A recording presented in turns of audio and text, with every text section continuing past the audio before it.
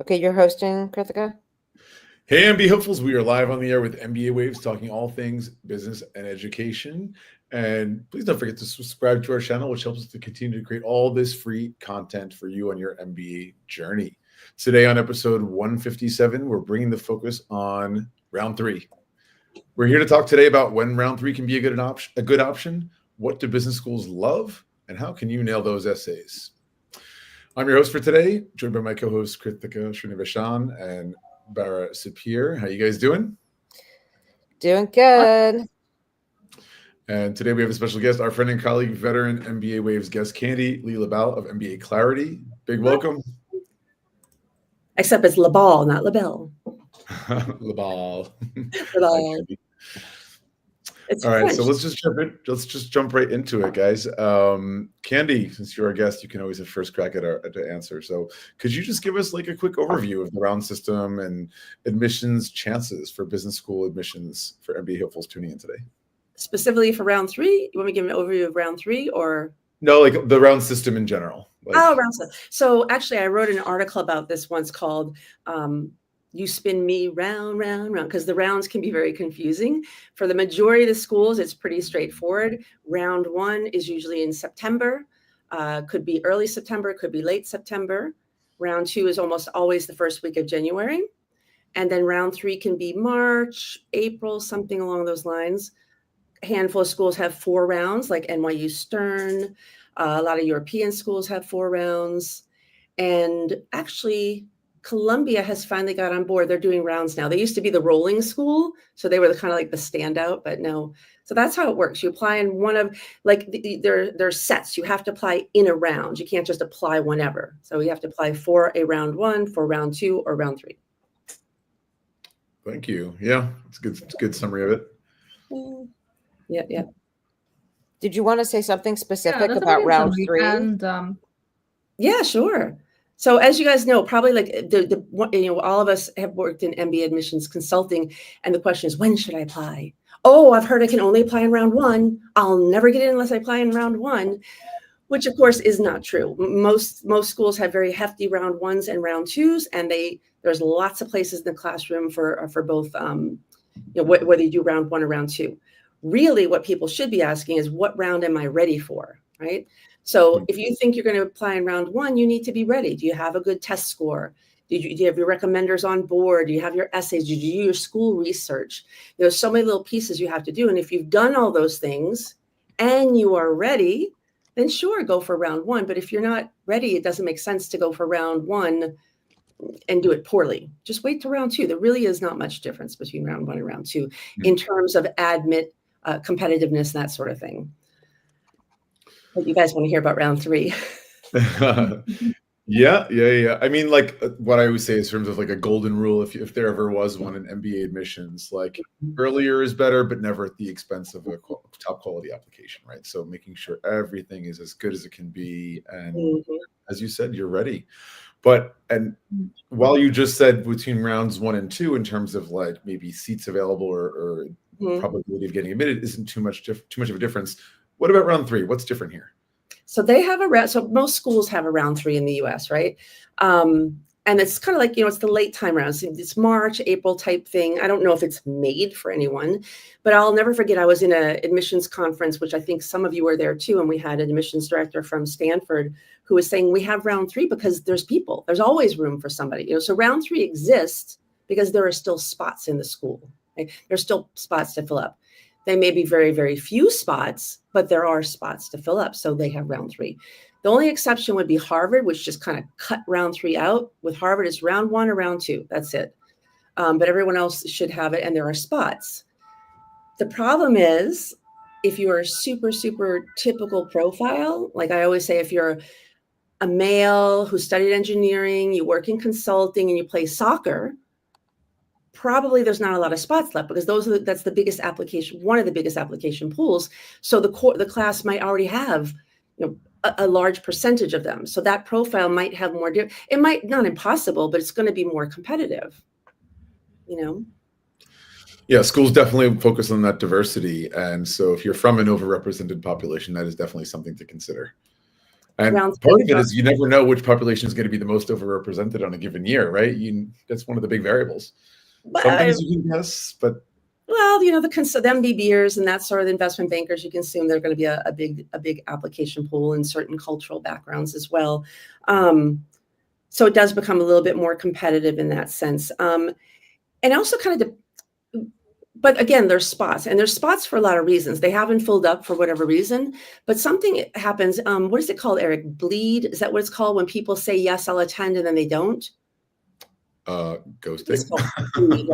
So like during round one, a lot of people will get offers, hey, we're Wharton, we want you in our classroom, Chicago booth, come on, you're admitted.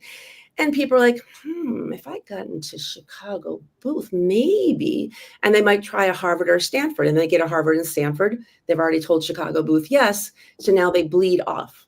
So Chicago booth was expecting them. And that usually happens later in the year because people are doing round two, seeing what they can get.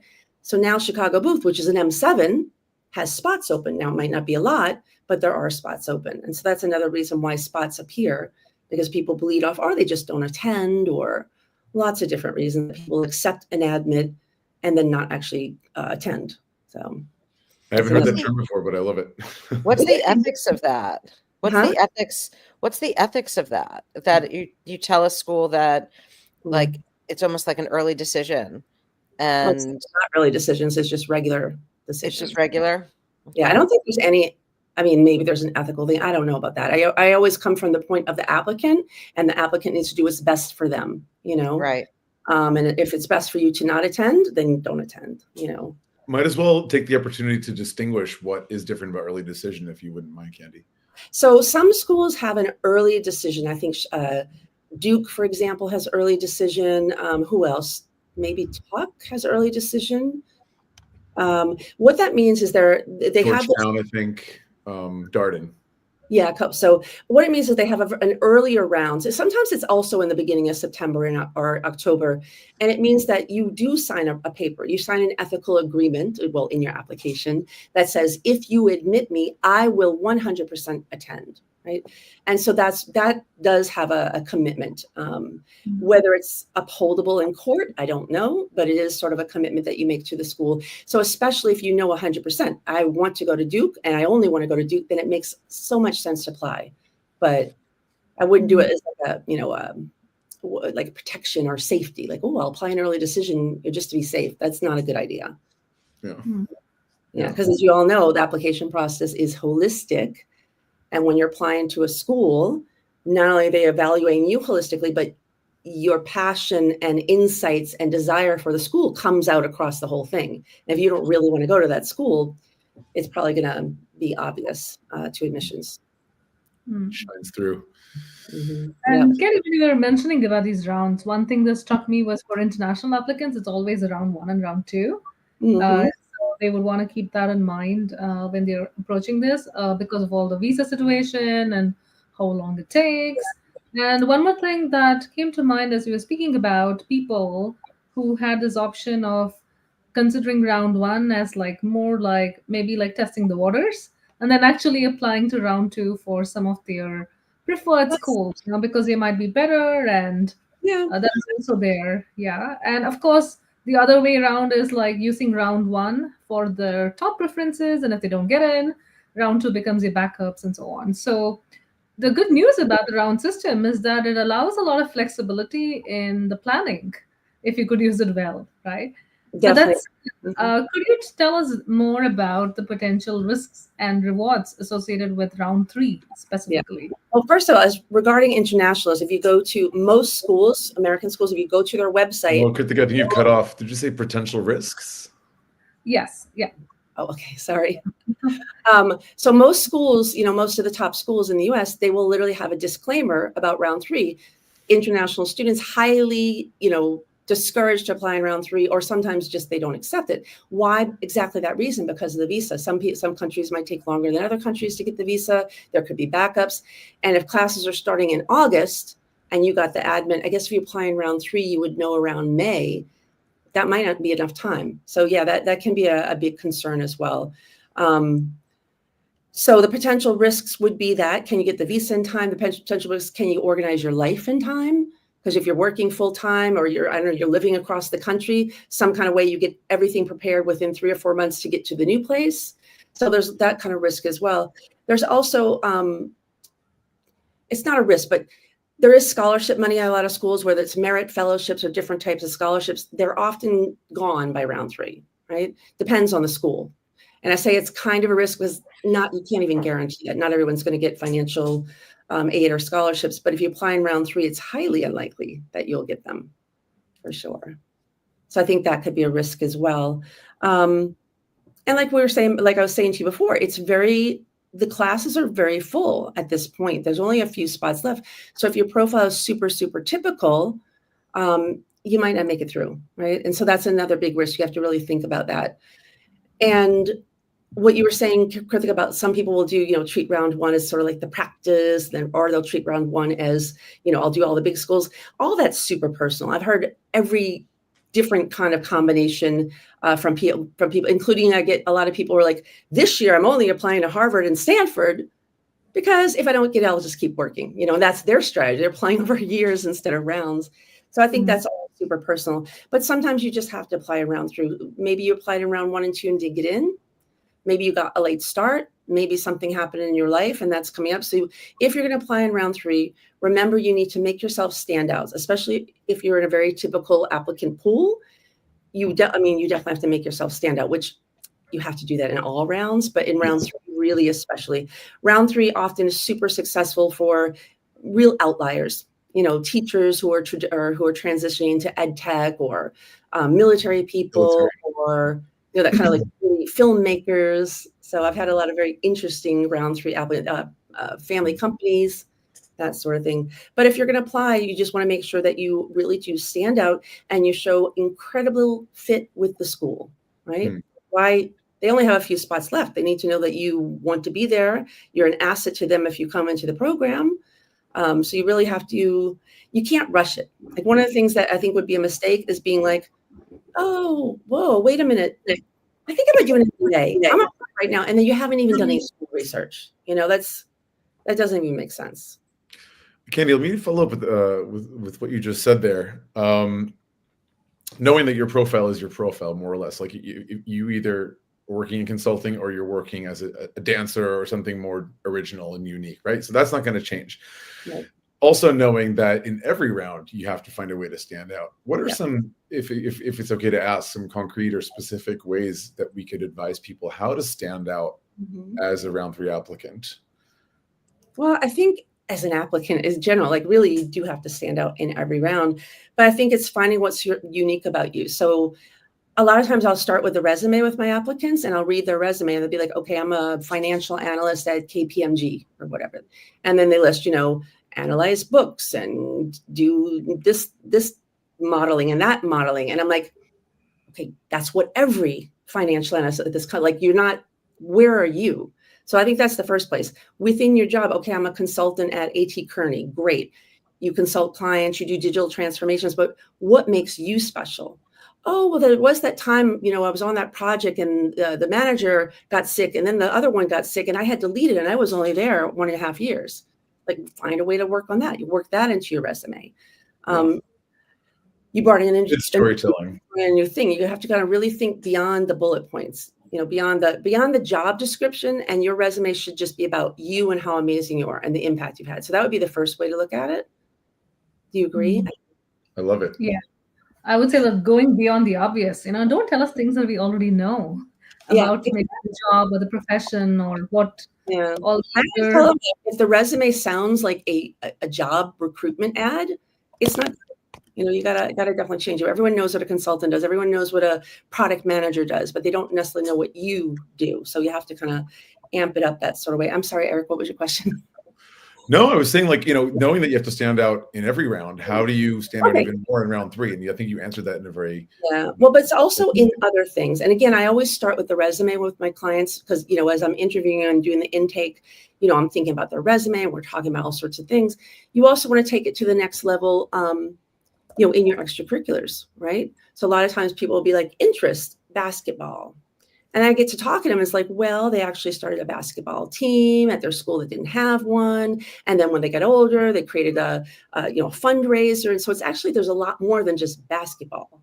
So we go deeper into that. So you just kind of have to look, find what makes you unique, find what makes you stand out. And don't be afraid to share it. Like I always say, start with the resume, but then also in the essays.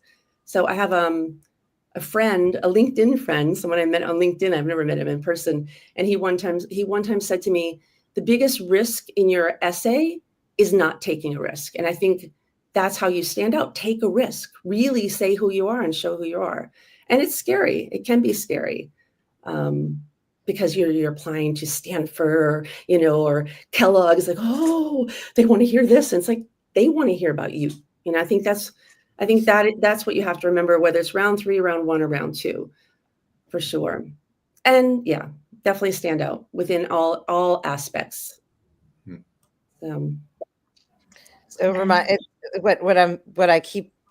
What keeps on rolling in my head is like, the Dalai Lama will get in at whatever round that the Dalai Lama applies for business school, right? Like, the person who really stands out is going to be accepted.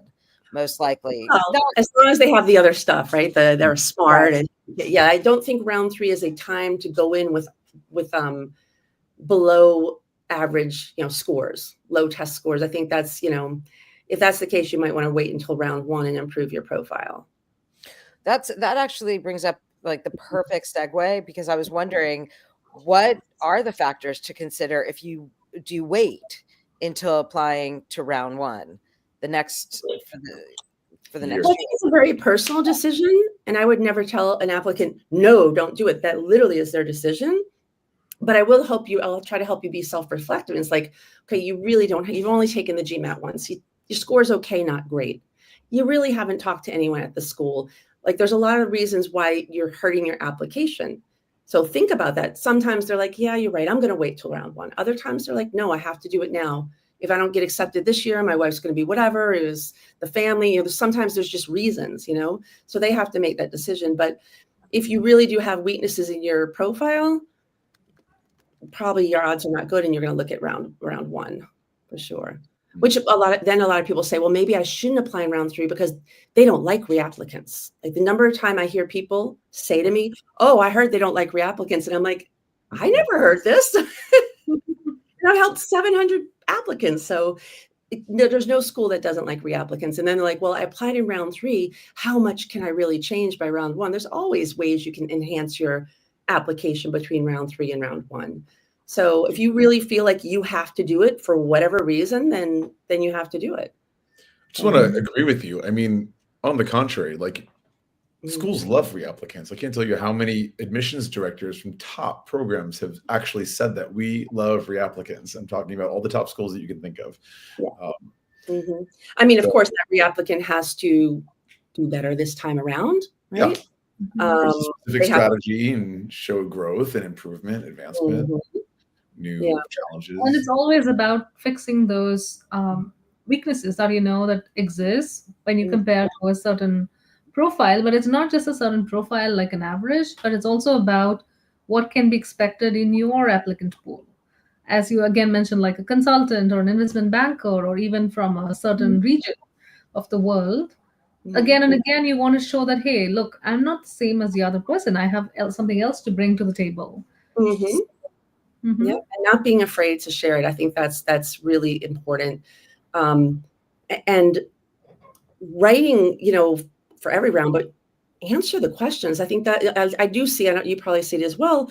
People come to me after they've been dinged. Can you check what happened? What went wrong? And I read their essays. And I'm like, you didn't answer the question. That would be number 1. And I think why, not because they're dumb, not because they're whatever, it's because they're intimidated. Oh, yeah, I have to say how great I am and how great but if the question is, what's the biggest commitment you ever made, or the question is, what makes you unique? You answer that question, right? So I think that is something very important as well, across the rounds, for sure. And yeah. So I think that one of the other questions you guys were asking me was, what is the ideal timeline for preparing?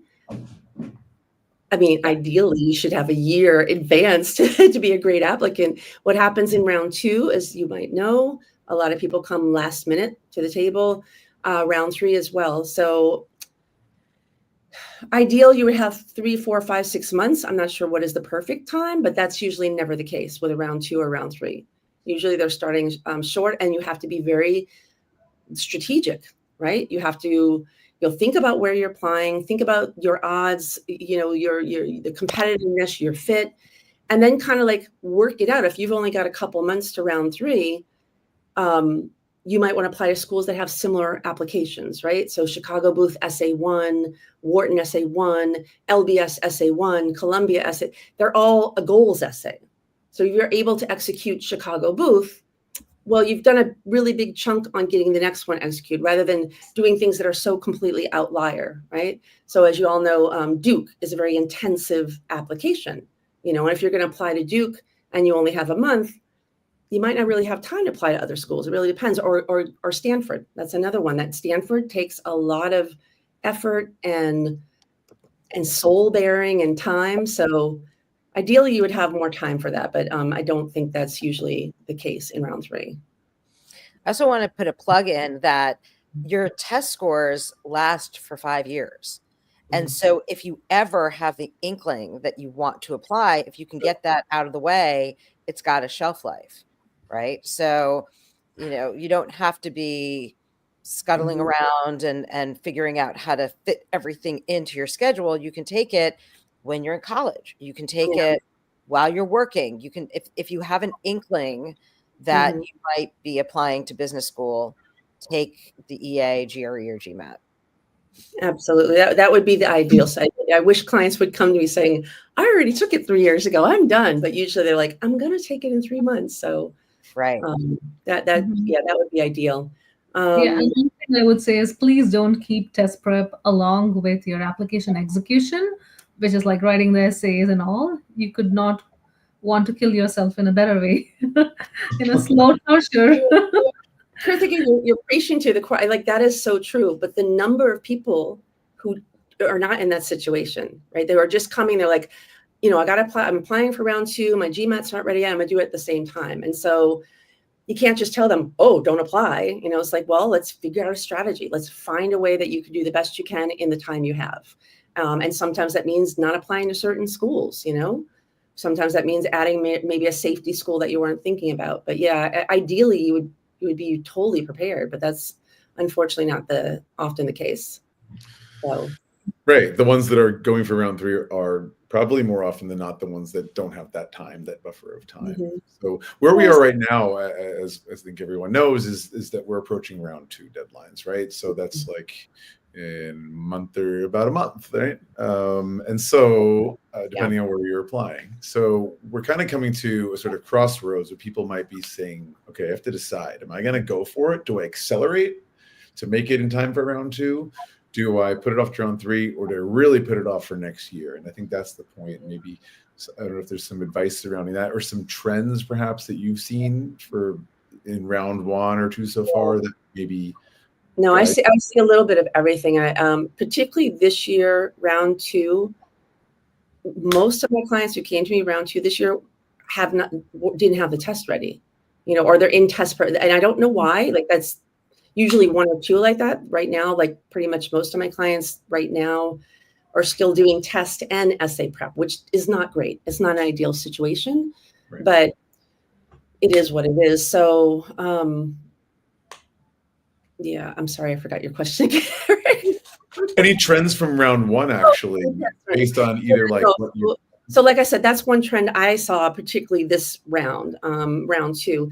But then how they react to it is very, very different. I mean, I usually will have this conversation with them like, hey, you've got the profile that you could go to this school, and that school, I don't think you have the time to execute it well.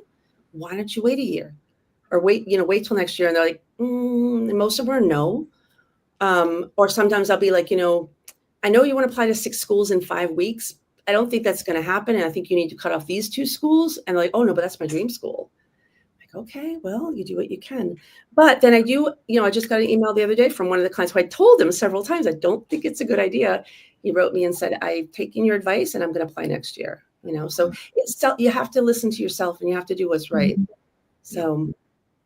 Yeah, and this is where I feel that there's a lot of peer pressure out there, especially in some of these well-known industries. And more, one of the trends that I'm seeing is more and more people are using the years as ways of testing the waters and seeing whether they will be fit for a program or what else they have to enhance and so on.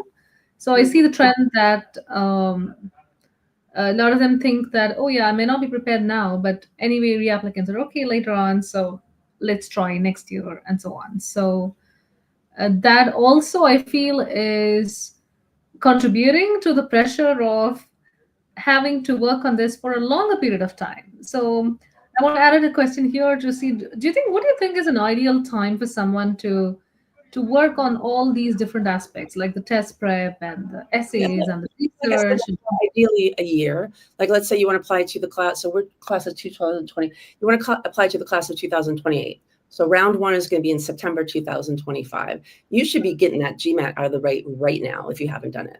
Like, that is just get the test out the way. Ideally a year. I mean, that would be really the dream. You have plenty of time to just immerse in the GMAT or the TOEFL, the GRE, and not have to do other things, because most applicants are all working intense jobs. It's not like they have a lot of free time. So give yourself the time to have time to do the test prep. Once the test prep is done, there's school research, which takes time. It takes time to reach out to people, to talk to people. If you want to go visit schools, I mean, it's not necessary, but if you want to, that takes time to execute. It takes time to really think about your goals. So a lot of people are like, yeah, I want an MBA. I kind of know what I want to do. That's not good enough for the essay. So a lot of times you need to spend time talking to people in different industries, learning about what the opportunity is out there, really thinking about what it is you want to do. So even developing your goals takes time. Getting the recommenders on board. I mean, that's a big one, because recommenders, it's out of your hands in a lot of ways. So first of all, you have to decide who it will be, which also takes time. You have to think about it. You have to be intelligent. Then you have to set up a talk with them. Then you have to kind of walk them through the process, onboard them, get them to say, yeah, I'm ready to go. And then stay on top of them so they get it done, right? So the closer you are to deadline, the more stressful that becomes. So one thing I'll often tell people who are applying with very little is that, okay, you're looking at these 3 guys for your recommender. Who do you feel comfortable with yelling at when it's 2 days before the deadline they haven't done it? Who would you feel comfortable calling? Oh, definitely not my boss. So he wouldn't like that. Well, then don't ask him. Ask the other guy, right? You have to think about that, because it's going to be very, very stressful. So the more time you have to execute that, the better, Definitely agree. So can you what's that? Yeah. Yeah, the questions. Say that. Yeah. So a lot of these, schools last year changed, and obviously we know that there's AI in the picture and so on. So what is helping candidates make an impression with their essays, especially in this year? As far as from round 1 and round 2, and what you're working with candidates. To do what to their essays? I didn't catch the question. Due to the AI coming into the picture, like AI bots and all that. Yeah. So as we all know, AI is still, it's not going anywhere. It's not leaving. It's a great tool. I don't think we all necessarily know how it's working out in the MBA admissions field yet. I don't think most of the schools really kind of know what their policy is yet. So what I'll often advise students, it's a good way to do fast research. Give me everything you can find about sustainability at Wharton or whatever, whatever kind of thing to kind of gather research. Probably not for writing essays. Yeah, you still have to do it. You still have to do the work, Yeah. ChatGPT is really poor at telling your story. It doesn't know you. And it just ends up being this flat, boring, monotone thing that does not appeal to the... And the language is not fun. And as a writer for a very long time, it is much harder to edit really bad work than to just start with good work, And so a lot of times maybe ChatGPT gave you something, but it's structured weird. It doesn't sound like it. So you're going to spend so much time fixing just write it yourself, right? So that's why you have brainstorming about your essays. And one of the questions I hear was, by round 3, they've seen it all. How can the essay stand out? So one of the things I'm constantly telling my clients is the person reading your essay is a person. Maybe they overslept. Maybe they stubbed their toe this morning. Maybe they're getting married in 3 weeks. Maybe they have gas, maybe someone didn't come in, and instead of reading 15, they now got to read 30. Don't bore them. Seriously, their life, it's not the easiest job to be an admissions reader. Make sure you're answering the question. They don't have to look and go, what is it? What's he referring to? What? Make it flow, engage them, try to connect with them on a personal level, on a level as a person, right? That's a really big thing. I think the more boring the essay, the least likely it's going to get past the first couple of reads. So did you have your share of boring essays thanks to ChatGPT this year? I've caught a couple of my clients where I call them up and I'm like, did you use ChatGPT? And they're like, oh, just for parts of it.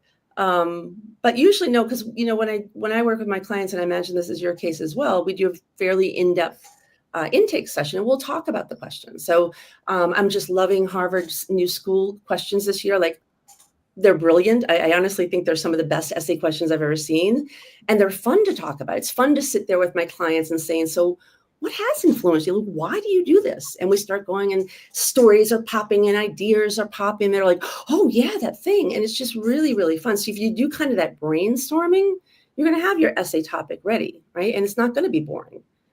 But yeah, boring. I think our job as admissions consultants is to say, whoa, this is really boring. Can we tell a good story? Yeah. I mean, story is we're storytellers, right? And so it makes good sense to be able to tell a good story, and your background makes it, so vital as well, right? Being a journalist from your background. Can we talk a little bit about some success stories? Can we launch into that topic? Who have you worked with? What have you heard in third round for third round candidates? Okay, I'll tell you. But one thing I want to say about the story, and another thing I think gets overlooked, is that this is not a literary exercise. Admissions is not looking for Shakespeare or a famous, some sort of beauty. It's like, it's okay if your writing is not elegant. It's okay if it's chunky and you're like, that's fine. You still tell the story. Like, you're not being judged on like how literary you are. Like, I think that's a big mistake, that people think, oh, I have to have the catchiest hook of the world. And it's like, it's nice, but just tell your story, answer the question, and, be engaging. So I think that's important, that it's not literature. To just don't forget that. And success stories with round 3. Honestly, my biggest success stories with round 3 have always been outliers. Like, a lot of, applying for an MBA is very much a self-selective process. Like, you apply the MBA, usually did some sort of degree that put them on some sort of business career where it's kind of in their ecosystem. It's not like something that just comes out of the blue, right? They kind of know about it. So often my round 3 client, and so often those people will know, round 3 is not a good idea. I need to prep. They kind of know what they need to do. So often I won't even get those sort of like superstar McKinsey people or amazing, Amazon, trailblazer in round 3. What I often get in round 3 is people who are really different. Like I said, like, I had a filmmaker once. I've seen family company people quite a bit in round 3. So I'm not sure. I would love to hear from someone who's worked with more straight profiles in round 3. I know it exists. It's fine. I mean, it's just not. I don't work with a regular consultant who had to come in round 3, but they had a very good reason for not applying in the previous rounds. Yeah. So they did get through, but they had like a GMAT score that went through the roof, and the kind of experiences, and in fact, like, even the life instance that had happened to them in the past few months leading to the round made a lot of sense for them. So, as you rightly pointed out, one of the things I see often with people with round 2 and round 3, as Elle Woods would say, is a courage of conviction, to apply. And knowing that, hey, life happened, I couldn't do it in round 1, but I'm very clear about what I can bring to the table and what I have to say and what I can offer. So that kind of sets them apart. Like they're like, I'm going to try it. So the ones really who get through are the ones who know that I'm not on ground, I'm just going to really like try my best. So even if it's round 2 or round 3, they are at the, at their best at the time. So those were the only ones who got through. And in fact, one had a very poor score too, but as you said, was literally like a forest officer. So there was nobody else like that person in the entire cohort. Yeah. So I think those people sort of have some luck, but it's again, the superstar client who just did, or superstar applicant, we call them WOWs, sometimes walk on water applicants, for whatever reason, didn't get into 1 or 2, or maybe they only applied to Stanford in round 1 or whatever it is. And so now they're at round 3. And there are still spots. Round 3 would not exist if there were not open seats, right? And it would not exist if people who got accepted at, Berkeley weren't dropping it to go to someone else, or dropping, whatever, like kind of like this bleed that I was talking about. So there's definitely, spots for round 3 people. And for any profile, you probably do need to make it clear why you waited. I guess not a bad idea. I don't know if it's necessary, but, it's like you said, there's usually a good reason. Harvard's not had a round 3 as long as I've been in the game. I don't know when that changed. It's been about 3, 4 or 5 years, maybe they dropped it. At least. Why do you think schools like Wharton and Stanford, which are equally as competitive, haven't followed suit? Or I can't speak for them, but I do think bleed has something to do with it. I think people do drop, not necessarily for Stanford. I think Stanford is so unique in the way they build their class. And like I said, that was the one, the admissions director from there she said that there's always a chance. We always get amazing people. So there's definitely spots out there. I don't know why one school does it and not. Remember, Stanford also is one of the biggest classes. What is it, 900 people, close to 1,000? So they have these massive rounds. They go through a lot of applicants. Sure. So, but I'm not sure why the other school. I mean, it serves them it serves their purpose. So, yeah. And one other thing is also like there's a weightless game. Yeah, the weightless game.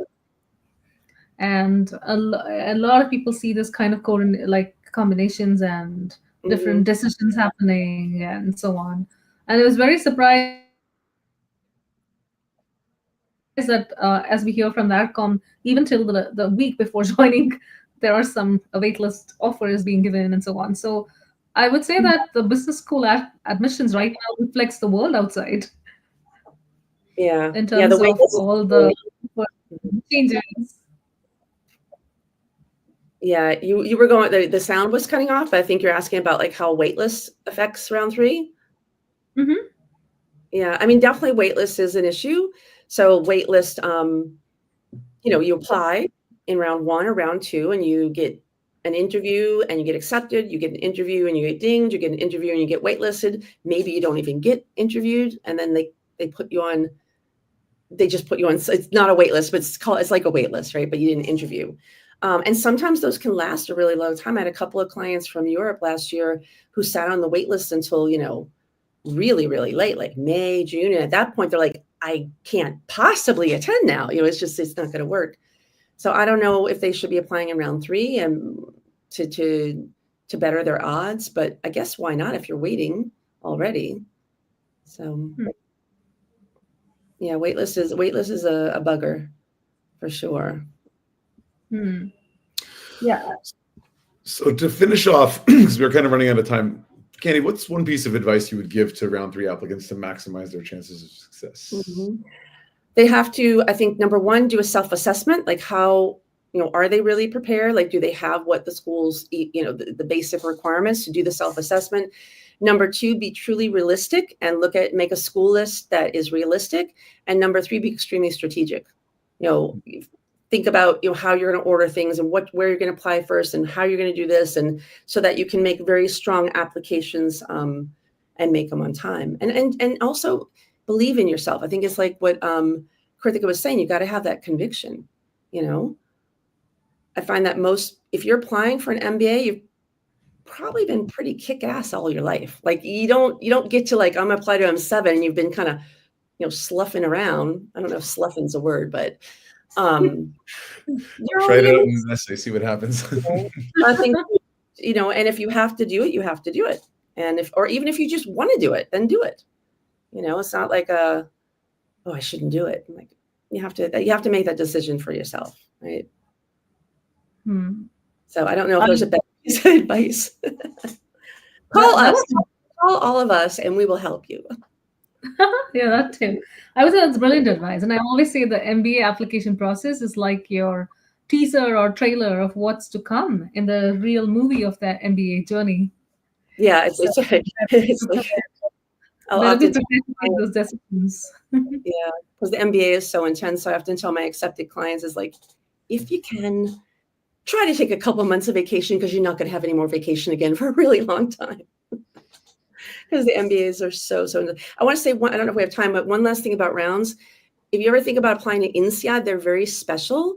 The way admissions has handled their intake, I don't know what their secret sauce is, but each round is competitive. They do not believe that someone applying in round 4 should be penalized because they're applying in round 4. So that's a school where it really doesn't matter. Probably there's no scholarship money left, but you would still have, odds as anyone else to get into that program.